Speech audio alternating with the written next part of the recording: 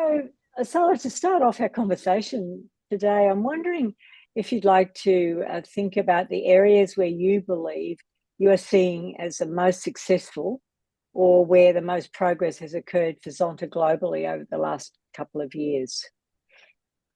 This is a tough question. There are, of course, few areas what I would like to think that are the most successful ones. And I would like to start with, and I apologized already in the beginning. This is my favorite subject in a way. So please bear with me and stop with me if I go for too long. But generally, I think that. The efforts that Zonta International has taken during these two last years for advocacy has really been amazing, and that was it was planned, and I always say that if you plan something, it's already half done. But I have been also very pleased to see what we have been able to do. My goal was to uplift the focus for advocacy generally in within Zonta, and I think we have made huge efforts there. I have not heard any more during these 2 years' time that advocacy is difficult. We don't really understand what it is. So I think that we have been able to towards our members to explain what advocacy is, why it is important, why are we doing it, what is really the rationale, and then those steps which we have been able to make to bring kind of the local advocacy together with the global advocacy. I think that has been really good. And there is a lot of work which is done behind the scenes, so to say, everywhere, among the committees, international committees, in the districts, in the clubs. We cannot really see everything, but I think that we have been more vocal on what we have been doing, and those issues, what we have wanted to put on the table. Perhaps our strategic plan has helped us so that we know that we focus on 4 areas: gender-based violence, so violence against women, climate justice, education equality, and women in decision-making positions, so that we have been able to concentrate on the matters which are really important overall in order to achieve gender equality. And that has helped, of course. I mean, we have also understood by ourselves that we cannot solve all the problems of the world what comes to women's and girls' lives. But if we focus on certain really important matters, that's already steps forward. So generally, I think that the focus what we have put on advocacy on every level in Zonta has been realizing. And of course, there are a lot to improve, and we are not ready. And as I always want to say that, you know, advocacy is a marathon, not a sprint. And what I have felt sometimes during these 2 years, it is actually an ultra run. It's not even marathon. It's longer than that. But I think that we are on a good journey in order to achieve even more. And what is, of course, a bit sad is that women's rights have taken steps back, but it has also perhaps pushed us a bit more and strongly forward in a way that we have understood that we cannot give up and we need to work even harder. So I mean, in that sense, it has perhaps helped our efforts in a way. So I would say advocacy generally, including ending child marriage, the progress we've seen in, for example, in the US, where we have been pushing in various states through our service projects in 12 different countries, etc. So very good progress. While I still think that there is quite a lot to do with climate justice overall, but perhaps also internally for our members really to understand what's the link between climate change and women's rights. I also think that we have not needed to explain that it anymore so much, that what we still needed to do, like 2-3 years ago, but we are not really ready either yet. Then very quickly, so that we don't only talk about this one critical item here. I'm also been very pleased to see that even though the reality is that our membership is declining, our members have been very, very generous, and our foundation has done very, very well this biennium. First of all, we managed to finally reach the threshold for the endowment fund of $10 million US. After that, we had a 40th anniversary celebration campaign, which was successful, and then we have also already exceeded the goal for fundraising for this biennium. And thanks for our donors, be they Zontians or external Zonta friends. That has been a great achievement, and it will help women and girls also in the future and future generations. So that has been one which has really brought me joy during the nightless nights. And then lasting but not least, which is not what is far from ready, is the and not yet, of course, having effects. But I think that where we aligned in the biennial goals, that we need to do something for our governance, to make it more aligned and streamlined and leaner, modern governance. And we have done a huge amount of job in order to analyze it and prepare something. And now it's of course up to our members to make then conclusions whether it's on the right track or not. But however, I kind of think that it is also understood, irrespective what will be the final outcome in the future. But it has been understood that we cannot go as we currently have. Change is evident, and I think it's also already a big step forward, as change is always difficult. It's really hard, and sometimes it doesn't feel good. But sometimes you also need to take these kind of a difficult decisions. And I think we have kind of understood that mentally we have understood that, okay, the way things have been how they currently are structured is not anymore fit for the current world. So we will need to do something. And then it's another question, what will be the detailed ways of doing it, but the kind of the mental ability and readiness for the change is there. So that's the third one what I would like to note here. And it's so incredibly important, isn't it, that governance has to be contemporary, because if the organisation is contemporary to meet the needs of women's rights in an era where there's some regression in that space, then contemporary governance is where it all begins. So it will be very interesting to see where that ends and lands ready for implementation. Just before I move on to the next question I had in mind, do you feel in the last 2 years that Zonta overall has had a stronger voice, a louder, stronger, more effective voice than perhaps in the recent past? Yeah, perhaps referring back to my answer earlier, I think so. We have set ourselves a goal to be more visible and more credible, and I think that we have kind of a steadily worked towards it. And I think that we have understood that we need to be heard and seen, and we have tried to be present in the forums, international forums where we would need to be present. We have been active in the UN. We have been active in Council of Europe, but also on the local advocacy effects. So yes, I think that we have been able to be implementing the goal of our strategic plan and the biennial goal. Lovely. I know that you've been able in the last number of months to visit some of the countries where the Zonta programs with our partners are underway. Could you maybe outline one or two of the key highlights? You've come away from that and you reflect and you go, wow, that was just fabulous. So have you got one or two of those you'd like to share today?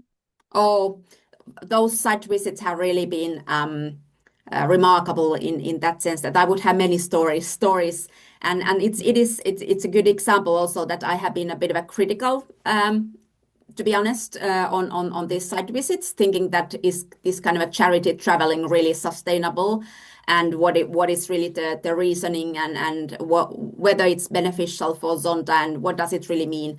But I have to say that I have changed my mind to some extent on that, and I really thought that it's not just because of that it would be important for Zonta to see things there. I mean, I do trust to our partners, and that they do the work well.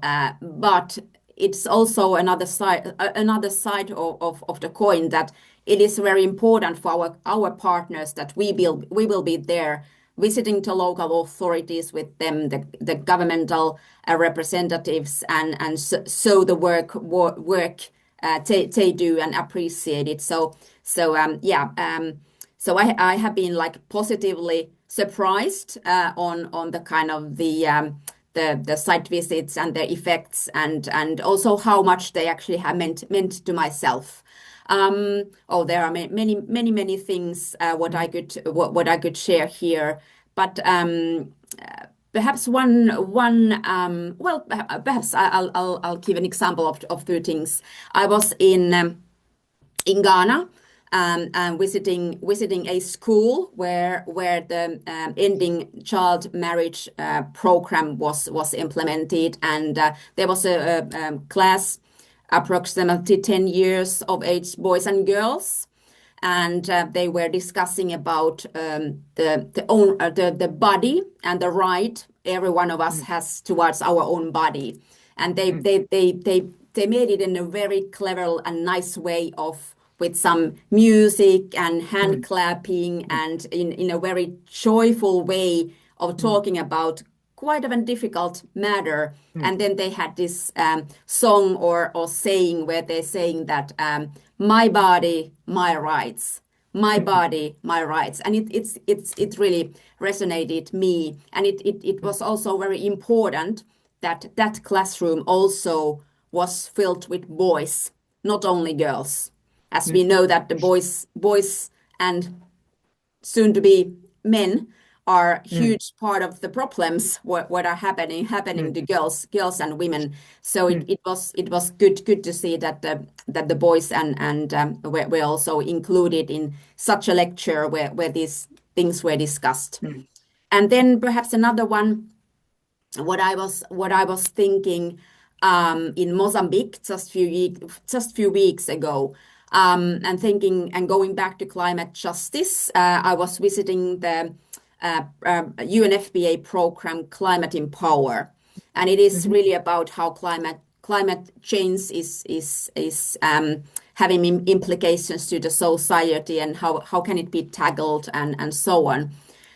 And there I was standing in one village which had been basically totally ruined or demolished by a cyclone. And I was thinking there when I was standing at the health center, which had no roof, no floor, no any kind of windows anymore, like nothing left.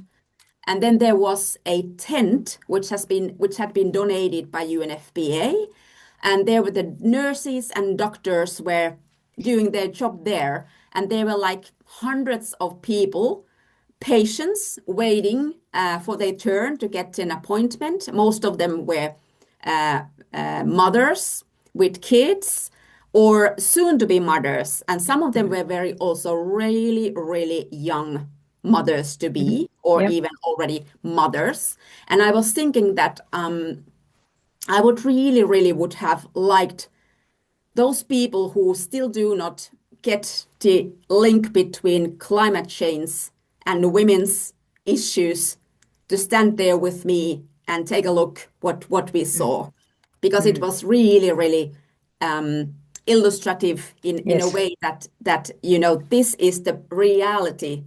We can talk about global warming and all these things, it can be very abstract, but here you can really face it in a very everyday life situation. So those are just two examples where I mean something has happened here in my heart when I have been there. And that's a beautiful way of explaining it. Can I follow up with the Commission on the Status of Women? Over your time in Zonta, and particularly since you have been on the board now, I imagine for about 8 years, you've been to probably CSW most years. Where do you think Zonta has been able to, or is making the greatest impact through its involvement in the broad brush of the Commission on the Status of Women every year in March? I think it goes back really to Zonta's credibility and also consistency. We have been there for many years before myself. We will be there for many years, hopefully to come.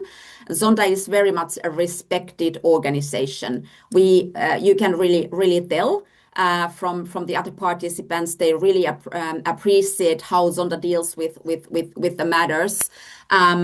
And I guess one part of it is that our organization is somehow able to connect the global policy with local reality, and we have been able to word it out when we have been speaking there for all of these years. So I think that we are in that sense done a good job. It's not about myself, but I mean all the Zontans who have been there, and I think that we have had quite a collaborative mindset too. We have always been seeking for collaboration for the various parallel or side events, and always wanted to do them together with another organization, and though seeking for more wider audience. So. I think it really comes back to kind of the credibility and the way we have been seen, and we hopefully will be also seen in the future as a very reliable and credible organization to build a better world for women and girls. Lovely. So way back at the beginning of this biennium, when you first stepped into your role as president of Zonta International, I asked you what you hope your main legacy might be from your time. Now you're nearing the end. Can you please explore what you believe your legacy is now? Well, I'm not really sure what did I answer then, and it seems to be a long time ago. But it does. I might have spoken about leaving some sort of a legacy of strengthened impact and unity across Zonta. So looking back, I believe that that legacy has taken shape in a very tangible way. I think that and it might be something to do with this not so nice geopolitical situation, and which has somehow brought us together. So we are perhaps a bit more aligned organization than perhaps we were, and perhaps our advocacy efforts and our service, perhaps also our partnership efforts. Perhaps we have been working more strategically, and we are perhaps a bit more clear in our what is our focus and where we actually can make the biggest difference. So I and so on. So I think that's absolutely something that that I'm thinking is something that I think that it could be some sort of a legacy. But perhaps another thing could be something that I have been trying to say, that you know, Zontaring, as I call this, is sometimes a really hard work, and of course any one of us who are kind of a professional Zontans now, for sitting at the board or executive committee, and basically breathing in and breathing out Zonta for 24/7 or so.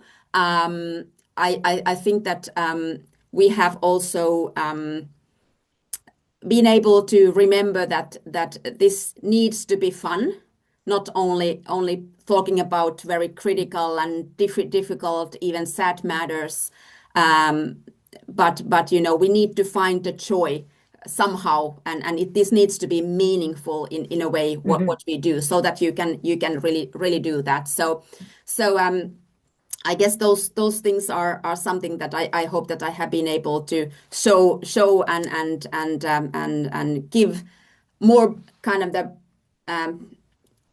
perhaps inspiration or encouragement to Zontans to be bold and really to speak up and really on their communities, and as my leadership motto was sustainability, spirit, and speaking up for human rights. So I have tried to kind of keep these three things as words during the whole biennium, and I hope that some legacy will be there between the lines.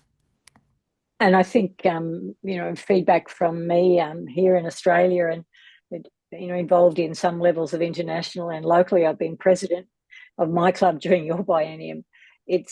I'm seeing, I think, a lot more of the collective energy, that collective spirit, right, and the collective fun that goes with that.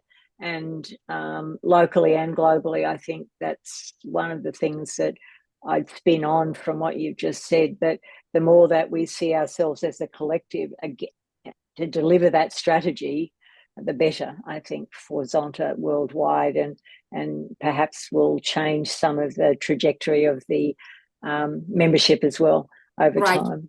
Happy to hear that. So I wonder what you've learned about yourself and your leadership as a result of your time as the Zonta International and Foundation for Women President. A lot.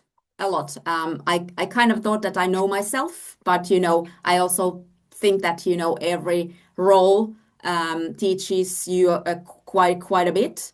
Sometimes, I mean, I really been thinking that it's been incredibly humbling to be in this role.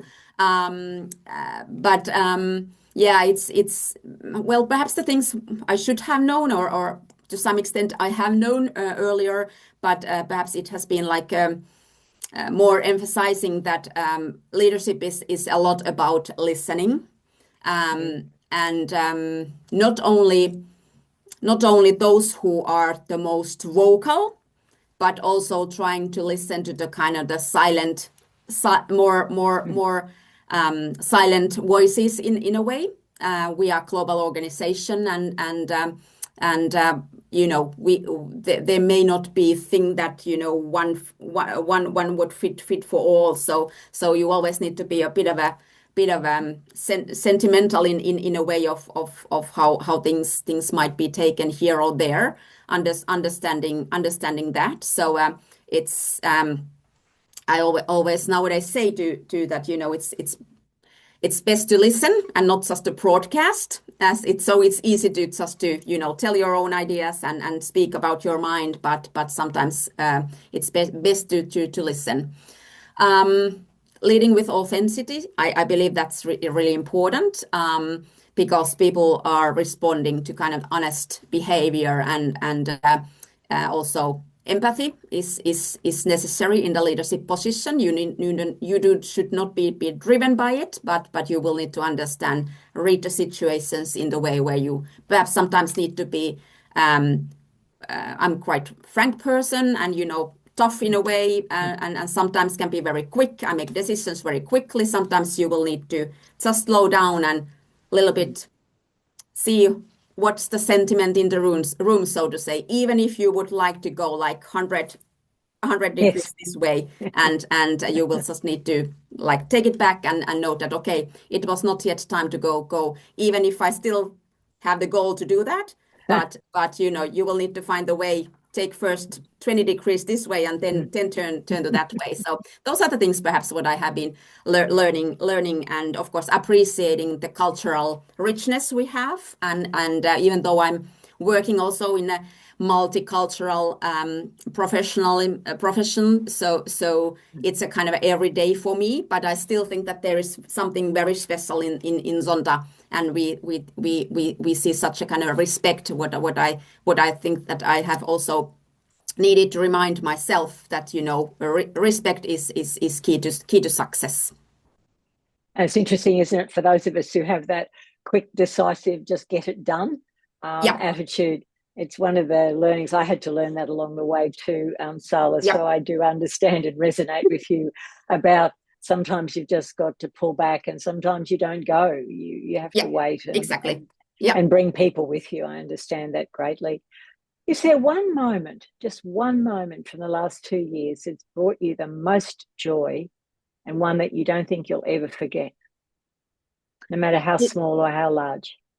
This is really difficult question Yes. because I I don't think that I'm yet actually at that point on my journey that I would kind of reflect much. I still think that, I have last 6 weeks ongoing and I need to complete the thing. So I haven't really been able to kind of reflect much, but there have been so joyful moments, so many of them that for me, it's really difficult just to say one. You should perhaps ask this from me, like after a year or so when I have had much more time to time to reflect on this one. So when I bump into you in another year's time somewhere around the world, I can come back and say, well, Yes, what's your answer to that question, I Salla? promise to give you an answer then. That'd be lovely. Um, is there something that people are surprised to learn about you? Is there something that people just get very surprised when they find it out? That's also a good question. That perhaps should be asked from someone else than myself. Um, well, those who know me, and perhaps thinking now about the board, those who I have been serving at the board for longer than just one biennium or the headquarters team. Um, it would be actually very interesting to hear from them that what has been the most surprising thing. Uh, I guess for the headquarters, sometimes they must have been of a surprise that I'm not so serious person at all, even if I'm as a president, and I can take some matters really light in a light way, and I can be quite approachable in a way that I don't really care on my title as international president in a way. Perhaps there have been times when the situation has been a little bit different, and that must have been a bit of a surprise at some point. I have understood it on my well, but I don't know about the board members. That perhaps I should ask that at our last board meeting. Well, those of us who live in a climate that is the opposite of yours are often surprised when I see some of your posts on Facebook about your dogs out on the ice and the snow, and how much you enjoy that. What I've seen and noticed in some of those photos is the joy you get from that, the joy you get from living in your climate, living in your winters, and particularly with your animals. So I guess that's a surprise sometimes because some of us never see snow where we live. Yeah, that's true. Yeah, I have also life outside of Zonta, not just the serious Zonta business. That's right. You do have a Yeah, very interesting life outside of Zonta and your yeah. career as well in the law, which some people may or may not know about you. So, as we start to wrap up this lovely conversation today, what's next for you after 8 years on the international board and you step away from that, not from Zonta, but from the board? What's Mhm. next? Well, first of all, I'm happy to continue to serve for Zonta. I was elected to the International Nominating Yes. Committee and was pleased to be also elected as the chair of the next International Nominating Committee. So that's really important role, which is also something which has kind of been crystallized to myself during these years when I have been serving at the board. So I'm really taking that seriously, and there are also perhaps opportunity. Remains to be seen what our members will vote regarding the potential changes to the bylaws, and perhaps it will have some implications then also to the role of the nominating committee, but at least, I mean, of course, the ways of working and all that. So that's really something that I'm looking forward with joy and excitement. It's totally something different. But other than that, of course, looking for a bit more free time, my time, family time. I hope that I still have some friends after these few years when I have not been present, and so on. So yeah, I have not really planned too much, but I'm a person that most probably will find herself in some of the positions going forward. But my really plan is not really to do anything. But more sports, more skiing, more running, all these things would have necessarily been needed to bit slow down during these very hectic few years of basically doing two full-time jobs at the same time, which other one is a volunteer basis, but very much needed. So yeah, looking for more kind of a more free time and whatever it will bring, then we'll see. And some of your friends will be surprised when you say yes to a coffee on a Saturday morning. Exactly. When you haven't had the time to do that. It's been a great pleasure working with you, and I too look forward to our time together on the International Nominating Committee. Like you, I feel very privileged to have been elected to that role. And yes, it's exciting times ahead, I think, for Zonta and for those of us who are continuing to work in similar roles, and particularly in the podcast and other things too. But Salla, it's a joy to speak with you today. It's a joy to put forward your views at the end of a very, very busy and successful biennium. So I look forward to seeing you in Vancouver, of course, and we'll go forward from there. So thank you very, very much. Thank you. Thank you, Lynne.